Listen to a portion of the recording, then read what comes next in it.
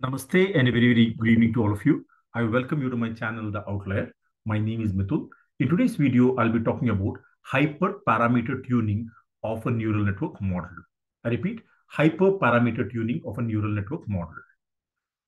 In my earlier video on neural network, we saw how to build a neural network model. Just in case you have not watched the earlier neural network model, I'll be pasting the link under the description box. This particular link is part 1 of the neural network model. What I'll be showing you today is part 2 of the neural network model. Even before I proceed to demonstrate how to do a hyperparameter tuning of a neural network model, may I request you to subscribe to my channel, also like and share my videos. You can see here, this is the simple piece of code that I had run earlier to generate the output for a neural network model. The name of the function is neural net. The dependent variable is default. I'm using 3 input variables or independent variables. The first one is debt to income ratio. Second is income. And the third one is years with the current employer. The data set that I'll be using to build this particular model is called as training data set. I've already split the data set as training and test. So this model will be executed on the training data set. There is only one neuron in the hidden layer. The error function that we will be using is what is called as CE or cross entropy. Let us go ahead and execute this particular model. You can see here in the console window, we have successfully executed the neural network model. In line number 117, I will be using the plot command. You can see here, the neural network model is saved as an object n. So I can use plot function and pass the object n here. So this is how the architecture of the neural network model looks like. You have the input layer with 3 neurons. Then at the other end, you have 1 neuron in the output layer. Between the output layer and the input layer, what you have is a hidden layer with only 1 neuron in this particular layer. So we have got 1 hidden layer with 1 neuron in it. The weights are estimated and can be seen on top of the arrow. The numbers in the blue can be compared to the constant value that you see in a typical regression model. When we are using only 1 neuron in the neural network model, the value of error that we are getting is 68.6. And this particular algorithm has taken 1,158 iterations to converge on the final value of error. Now, the question before us is, can we reduce this value of error from 68 to a lower value? The baseline model that we are running with a cross entropy function and with only 1 neuron gives us an error value of 68. We want to reduce the error because lower the value of the error, higher the accuracy of the model. Let me close this. The one change that I'd like to make here is, instead of using only 1 neuron in the hidden layer, I'm going to remove 1 and specify 5. What this does is, in the hidden layer, it will use 5 neurons with the same cross entropy function. Let us see if there is an improvement in the value of error. I'm going to execute this particular model, save the output in n. Now we'll be plotting the architecture of the neural network algorithm. You can see here, when you're using 5 neurons, the value of the error term has dropped to 58.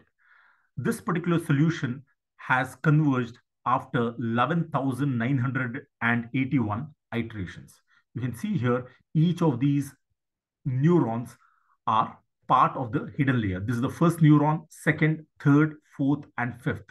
Because I specified hidden as 5, there are 5 neurons being used in the hidden layer. One very important point here is, every neuron in the hidden layer is connected to every other neuron in the successive layer as well as in the previous layer. If you take a look at the first neuron, this particular neuron is talking to every other neuron in the input layer. It is also talking to the 1 neuron that exists in the output layer. Such a network is called as fully connected network. I repeat, this is called as fully connected network. And since I have only one hidden layer, you can call this as MLP or multi-layer perceptron. If you have only one hidden layer, it is called as if you have only one hidden layer, you can call this as a shallow network. Let me close this. I'm going to make some changes in the function. The first change that I'd like to make here is error function. You can see here is cross entropy. Let me remove cross entropy and specify a different value, SSE. SSE stands for sum of squared errors. I'll fall back on only one neuron in the hidden layer just for the simplicity of the model. Let me select it, go ahead and execute the model, save the object in N. I'll be using plot of N now. You can see here, this is the new model that we have obtained. Very interestingly, the error has now dropped. Remember, the earlier value of error was 58. When we used 5 neurons in the hidden layer with a cross entropy function, we got the value of error as 58. Now I'm using only one neuron. I've changed the error function to sum of squared errors, and there's a significant improvement in the value of error because the value of error has fallen rapidly from 58 to 11. Let's further experiment to see if we can reduce the error to a smaller value. Let me close this. Go back to the code. We have already specified the error function as SSE. Neural network uses several algorithms. I'm going to experiment with some of these algorithms. You can see here, it says a string containing the algorithm type to calculate the neural network. The following types are possible. You can use Backprop. You can use RPROP plus, which stands for resilient backpropagation with weight backtracking. I repeat, resilient backpropagation with weight backtracking. You also can experiment with RPROP minus. You can use SAG or SLR. Remember, backpropagation refers to backpropagation.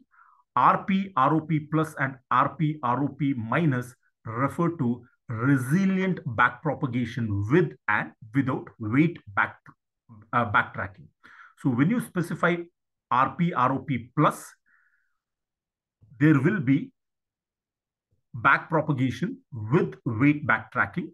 If you specify minus, there will be backpropagation without weight backtracking. You also have other options like SAG and SLR. This induces the usage of modified globally convergent algorithm.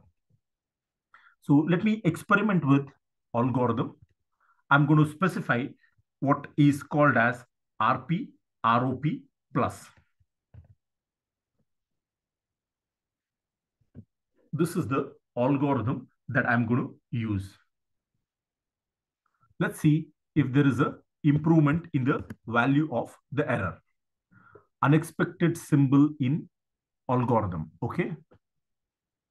I'll have to change this. And I have not put a comma. That is the mistake.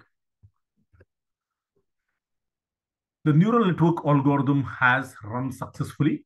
Now, what I'm going to do is plot this neural network. Very interestingly, the value of error has not changed much. The error continues to be 11.47. There is a very small drop in the value of error. It is not significant, however. The rest of the things remain as it is. Let me come back. Instead of RPROP plus, let me experiment with RPROP minus. This is nothing but resilient backpropagation without weight backtracking. Let me go ahead, execute this, plot the neural network model. The error function again remains almost the same. It is 11.49. These are not the only two algorithms that exist. We can also experiment with SLR. Let's try our luck with SLR. SLR.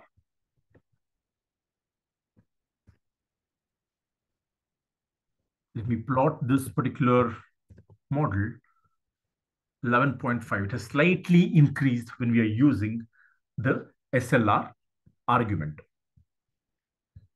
Finally, I'm going to use back propagation. Let me change the algorithm name to Backprop. Now, there are a couple of things that we need to keep in mind when we're using Backprop. That is, we need to specify the learning rate as well.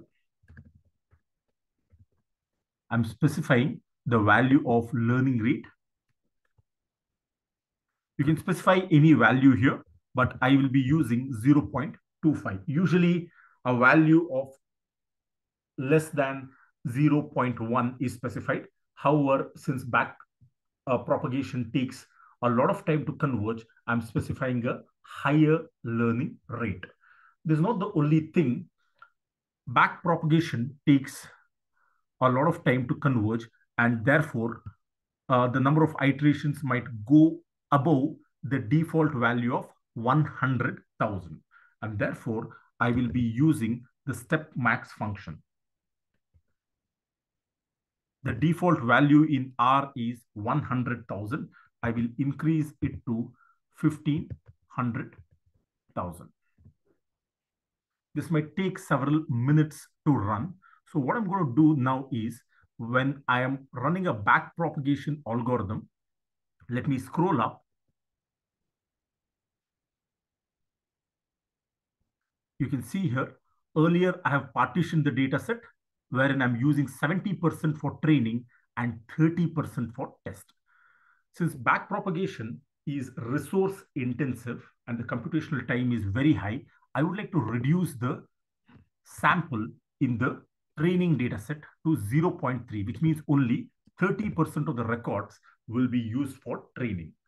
I'm specifying a smaller number deliberately because using a smaller number, it will help the it will help the back propagation algorithm converge a lot faster. If you have a higher sample size, the convergence might take a lot of time. So let me just use 30% in training.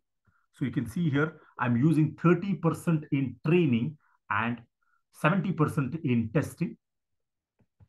Let me scroll down. Let me go ahead and build this particular neural network. I need to select this neural network algorithm. Go ahead and execute this. 30% is a small number. Therefore, it has successfully run in a short period of time. If we use plot of n, you can see here, when we are using a back propagation, the error value now has dropped from the earlier value of 11.5 to 10.96. So these are the new values of the weights that we are getting, and we have the constant values as well. So back propagation has to some extent solved the problem of error. If you want to further check what is the accuracy in the training data set as well as in the test data set, what I'm going to do now is write additional codes just to inspect the accuracy on training and test data set.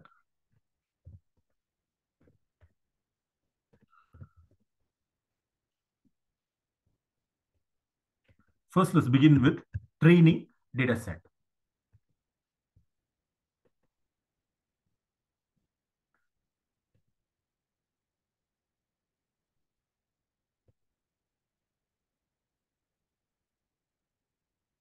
We have to use the compute function here. You can see here, the compute function, the final neural network model is a model which will be using back propagation as the algorithm.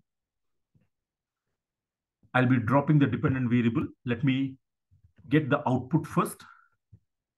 I will next compute the predicted probabilities for every customer. So you can see here, I'm creating a new object called as P1, which will grab the net result from output and create a new variable. This is P1. If you want to quickly see the values of P1, these are the predicted probabilities of a customer defaulting.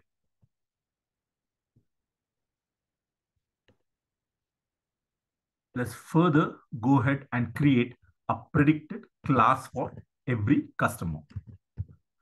So this variable pred1 will create a predicted class. What we are doing is specifying a if-else condition wherein we are saying if the predicted probability is greater than 0.5, call him as a defaulter, that is 1, else you call him as a non-defaulter. So we are identifying the predicted class. Further, we can calculate the confusion matrix. You can see here, I will be using the table function, and there are two values that I'm passing. One is pred1 and the second one is default from the training dataset.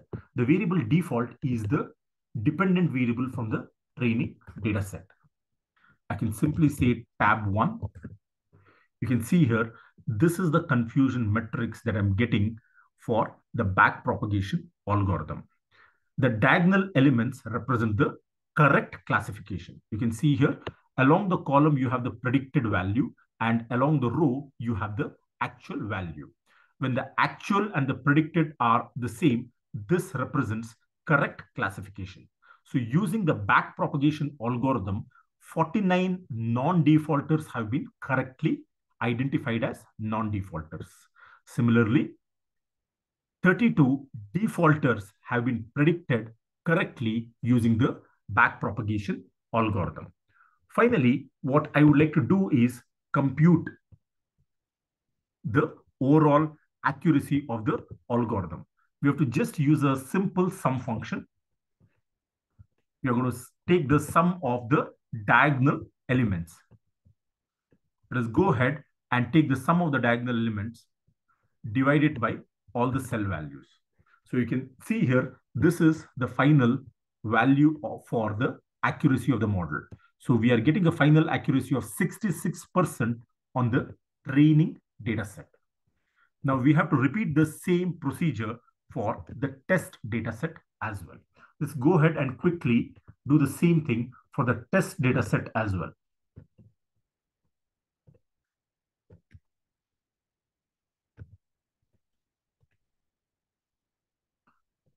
I'll have to begin by creating the output variable.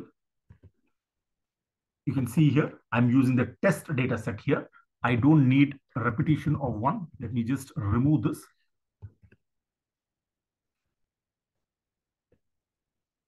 Let me create the variable P2. I'm going to evaluate the predicted class for each and every customer. Let me now generate the confusion matrix. So this is the confusion matrix. Remember, this is for the test data set. Tab 2, let me go ahead and see the confusion matrix. You can see here, this is the value of the confusion matrix. 98 non-defaulters have been correctly identified as non-defaulters. You can see here, 57 defaulters have been correctly identified as defaulters by the algorithm. Let me evaluate the overall accuracy of the model.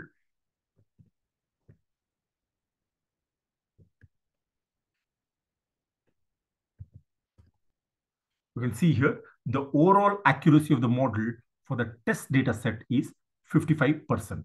This is not a big number.